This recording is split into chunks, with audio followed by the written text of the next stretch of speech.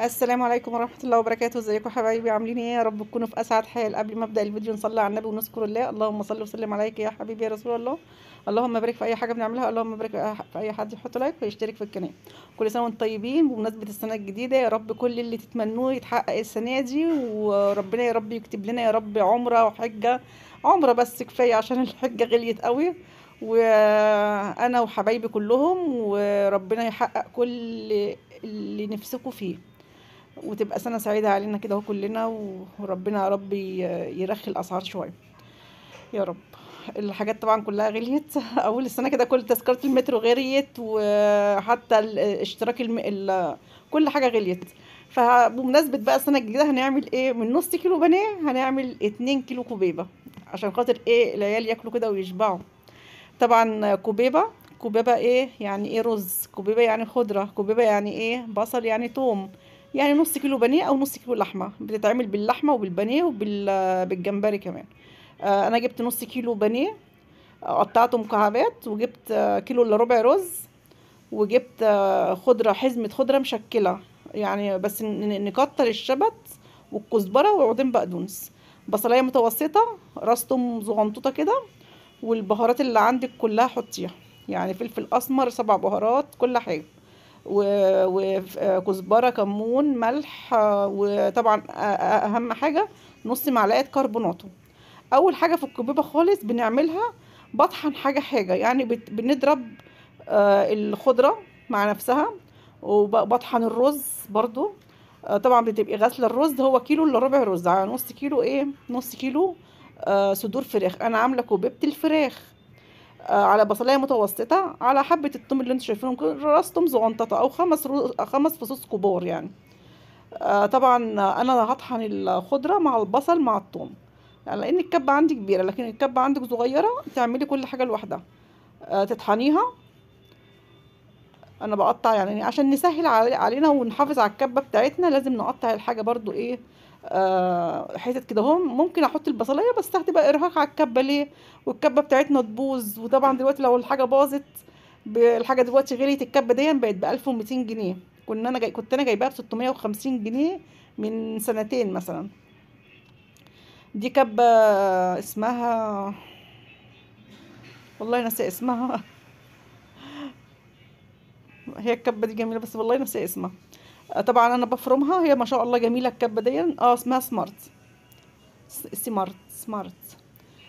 طحنت الحاجه، طحنت الخضره مع البصل مع الثوم، وفضيتهم في الطبق. اجيب طبق كبير كده عشان كل ما اطحن حاجه احطها على بعضها. وبعديها الرز هنطحنه، هنخليه نص تكسيره يعني. هو الرز انا غسلاه وقرب ينشف يعني. هطحنه برضو حبه حبه كده هو، واروح حطاه على الخضره. واخر حاجه خالص هطحن البانيه، اللي هو يعني تجيبي صدرين فراخ نص كيلو، هو نص كيلو 500 جرام. كبوبة الفراخ يا حبايبي طلعت لي كمية انتوا هتشوفوها دلوقتي حالا، وطعمها تحفة. يعني طعمها جميلة جدا، اكنها معمولة باللحمة بالظبط. وطبعا انتوا عارفين اللحمة دلوقتي غالية. نص كيلو البانيه انا جايباه ب70 جنيه الكيلو، عندنا البانيه ب140. طبعا خلصت الرز ده هو. الكبة يعني كسرته، انت لو عاوزة تطحنيه اكتر من كده هو اطحنيه عادي، يعني هتبقى سهلة برضو عن الكبة. انا كده هو بعمل كل حاجة عشان كله، يعني كله هيتطحن. وهحط البانيه بقى. انا كنت جايباهم صدرين من عند الراجل، برضو كنت انا جايبه نص بانيه. عملت بانيه ومكرونه مره، ودول نص كيلو بانيه ومكرونه طاقه. كنا كده اهو. الكوبيبه دي قعدنا يومين ناكل فيها، والاولاد كلوا وشبعوا يعني، والله العظيم، وكانت عاجباهم جدا. اكله المزاج يعني. يعني تنفع في عزومات، تنفع تبقى كده في قلب في العزومه، بتبقى شكلها كده حلو وطعمها حلو. مش مهم الشكل يا جماعه، المهم الطعم. اللي هتعمليها طعمها تحفه تحفه تحفه. وعلى فكره لو ما عندكيش كبه، احنا زمان كنا بندقها في القلب الجرن كده اهو. كنت انا بعملها باللحمه، والله كنت بدقها في قلب الجرن. عارفين الجرن ده بتاع زمان ده. لكن قبل ربنا ييسر لنا وجبنا كبه نعملها في الكبه. ولو انت عندك خلاط نوع حلو ممكن تعمليها في مطحنه الخلاط، بس انا خلاطي مش حلو خالص. فالكبه دي انقذتني. كبه سمارت جميله جدا وتحفه يا جماعه، بس هي غليت قوي. انا لسه بنت اختي جايباها في جازه ب 1200 جنيه. فرمت بقى النص كيلو البانيه، اهو. هحطه بقى على الايه، على كله. حطيت البهارات، واهم حاجه نص معلقه بيكربونات صوديوم. نص معلقه ليه بقى؟ عشان خاطر بيسمخها. هي عموما الفراخ مسمغه، تحسي كده اللي انت وانت بتعمليها مسمغه في ايديكي. طبعا واحنا هنقلب كل الخليط مع بعضه بقى كده بايدينا، وهنديها بقى دور تاني في الكبه. واحنا بنديها دور في الكبه يعني انا استخدمت نص كوبايه ميه عشان الكبه تدور، يعني عشان الكبه تدور لان الخليط جاف. فعشان الكبه تدور انا استخدمت نص كوبايه ميه. هقعد بقى كله ادخل الخليط جوه بعضه لغايه ما يبقى كتله. هيبقى كتله كده. هحط حته حته في الكبه اهو، بصوا بقت كتله. وتحسي اللي هي مسمغه في ايديك، تحسي ان انت يعني كلها مسمغه. في ناس بتعملها على هذا الاساس، لكن انا بحب ايه، انعمها. يعني انعمها شويه برضو، بتبقى يعني ايه، برضو هي بتبقى مش زي كفته الرز. كفته الرز بتبقى ناعمه قوي، لكن دي بتبقى فيها خشونه شويه، بس بتطلع تحفه والله. وطبعا بقول له يعني انا حطيتهم الكبه عشان عندي كبيره، الكبه عندي رتل. حطيتهم على مرتين، كل مره حطيت ربع كوبايه ميه. بقيت ازود معلقه بمعلقه بمعلقه، خدت الكميه كلها، خدت نص كوبايه ميه. عشان يعني من نجاحها اللي هي نص كوبايه ميه عشان الكبه تدور بيها يعني.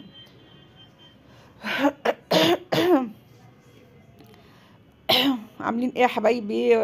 عاملين ايه في دور البرد اللي منتشر؟ احنا كلنا تعبانين، والاولاد تعبانه، واحفادي كلهم تعبانين. الحراره ومعدتهم، ونزله برد وتقلب بنزله شعبيه ونزله معويه. والله العظيم دايخين عند الدكاتره والله العظيم يعني مش عارفه يعني. ربنا يا رب يجعل السنه الجايه دي كده ما حدش يعيا تاني، وربنا يشفي يا رب احفادي، ويشفي ولاد اخواتي برضو كلهم تعبانين. ربنا يشفيهم يا رب. ادعي لهم يا جماعه ربنا يشفيهم. فطبعا اول اكله عملتها في السنه الجديده هي الكوبيبه، لان هي دي العشق بتاع ولادي. طبعا بصوا الكبه هي بس عشان الخليط انا بقيت ازود ميه، كل شويه معلقه ميه، كل شويه معلقه ميه، لغايه ما حطيت اول يعني ايه نص كوبايه كده. بقى ايه اخر حاجه خالص. بعد ما ضربتها ضربتين، حطيت بقى الخليط كله. الخليط كله ملك كبه ما شاء الله. يعني الكبه عندي كبيره، يعني بتهيالي ازيد من الريتلي كمان. بصوا انا بوريكم دلوقتي اللي هي مسمغه في ايدي اهي. يعني انا مش عارفه اطلع السكينه عشان مسمغه قوي. انت هتحسيها في ايدك اللي هي مسمغه. بص طلعت سكينه عشان ما تعورش. بصوا من كتر ما هي مسمغه طلعت. ولو عملتيها برضو، لو دقيتيها هتبقى سهله في تنعمي الرز شويه في مطحنه الخلاط، وتعمليها كلها وتدقوها دقيتين. هي بنجاح الكبه اللي هي لا اما تتفرم في الكبه لا اما تتدق كده عشان تسمغ منك، اذا كانت باللحمه او بالفراخ. ان شاء الله المره الجايه هعملها لكم باللحمه. انتوا عارفين اللي بنتي ما بتحبش اللحمه، عشان كده بضطر اعملها بالفراخ. بس طعمها تحفه بالفراخ برضو. فطبعا انا جبت حله كده، وجبت قطعت طرنش بصلايه وقطايه، وحطيت حبه ملح فلفل اسمر عشان البصله ما تعملش ريحه طبعا. ودلوقتي انا هصبعها بايه، لا اما بميه لا اما بزيت. بس انا المره دي قلت اصبعها ايه بزيت. هنعملها بقى زي القرص كده، ممكن تعمليها صوابع، بس انا بحب اعملها كده عشان ايه، الكوبيبه احنا اتعلمناها. هي دي الكوبيبه، كوبيبه المتغمر، يعني دي الكوبيبه الغمراوي. بصوا شكلها عامل ازاي. تحسوا ان الرز باين منها شويه. الرز الخضره باينه فيها شويه، بس لما بتستوي بتبقى اكنك بتاكلي. يعني بصوا، وبتاخد سوا جامد، يعني بتقعد يجي ساعه الا ربع على النار، ولا بتفك ولا اي حاجه. وما شاء الله بص القرصه قد ايه، يعني بصوا سمكه قد ايه، تحفه. من احلى الاكلات اللي ولادي بيحبوها. من احلى الاكلات اللي بنحب نعملها في الاعياد. وطبعا رأس السنه عملت لهم حاجات حلوه هنزلها لكم ان شاء الله. عملت حلويات. احنا مش بنحتفل برأس السنه زي يعني الناس التانية. احنا بنحتفل اللي احنا نبدأ سنه جديده تبقى كلها تفاؤل وخير.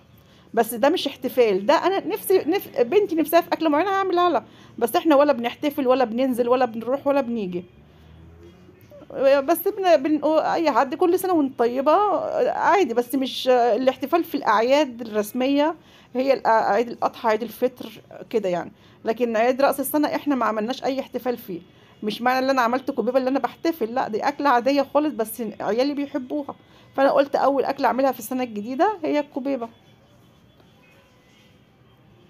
بصوا مسمغه ازاي، انا بقول لكم بصوا مسمغه ازاي. تحس ان الرز فيها برضو متكسر شويه، بس مش ايه يعني، عادي يعني، مش هي الكوبيبه تبقى كده.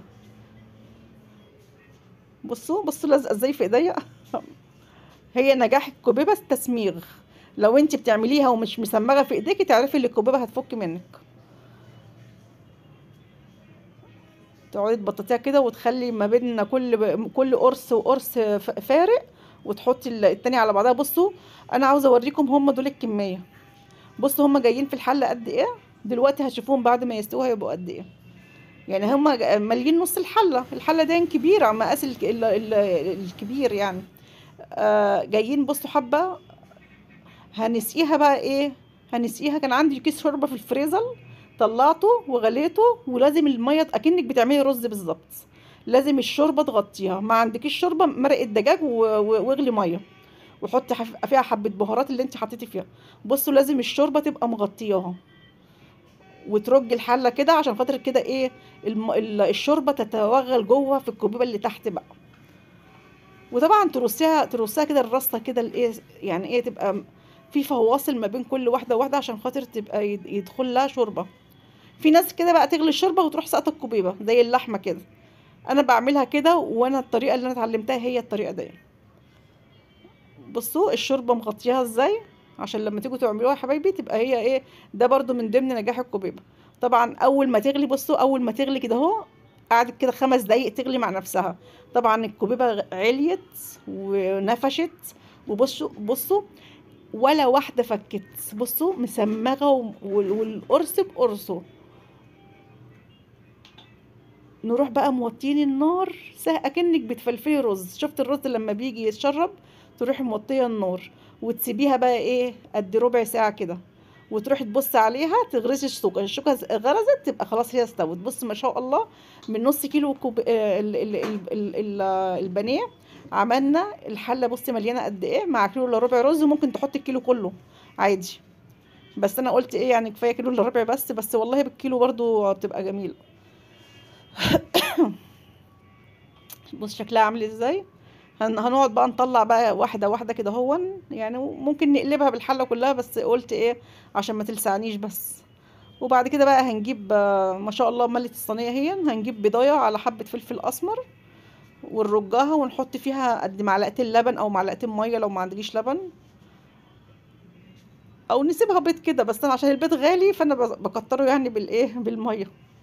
ونحط بقى ايه دي بقى. في ناس ياكلوها مسلوقه كده، يعني انا بتوع ميت غمر بيحبوها مسلوقه، بس انا ولادي بيحبوها محمره، وبيحبوها برضو مسلوقه وهي سخنه يعني. نعمل بقى فيها. انا هقلي دلوقتي طاسه كده لبنتي، وعشان خاطر ايه يعني بالطلب بقى، اللي عاوز يقلي يقلي سخن كده اول بار. لو انها لما بتسقع بتبقى طعمها جميل والله. فانا هعمل بقى ايه، هاخد حبه بس كده واعملهم بالبيض، وبعد كده نقليها وهنشوفها مع بعض وهي مقليه شكلها عامل ازاي. بصوا متماسكه وجميله ومش هتندموا والله، جربوها. هنجيب بقى زيت عادي كده اهون، ونحط فيه بقى الكوبيبه اللي احنا حطينا فيها البيض. وكنا حاطين في قلب البيض دول حبه ميه، يعني انا بنتي حطت ميه مش لبن، ما كانش عندي لبن.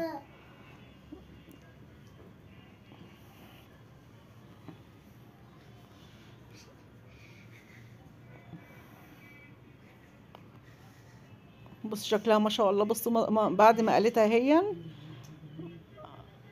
شكلها تحفه والله، وطعمها جميل قوي. احلى من كفته الرز، واحلى من يعني تاكليها ما بتفرقش عن كفته اللحمه خالص خالص. وتغيير في الاكل، وبترمي معاكي كميه كبيره، ومليانه قيمه غذائيه. الرز فيه قيمه غذائيه، الخضره فيها قيمه غذائيه، البصل فيه قيمه غذائيه.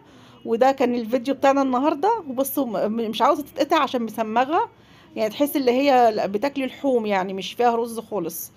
وده كان الفيديو بتاع النهارده. يا ريت يكون خفيف على قلبكم، ويا ريت ديك وبيبت متغمر تحطوا لايك بقى، واشتركوا في القناه عشان يوصل لكم مني كل جديد. السلام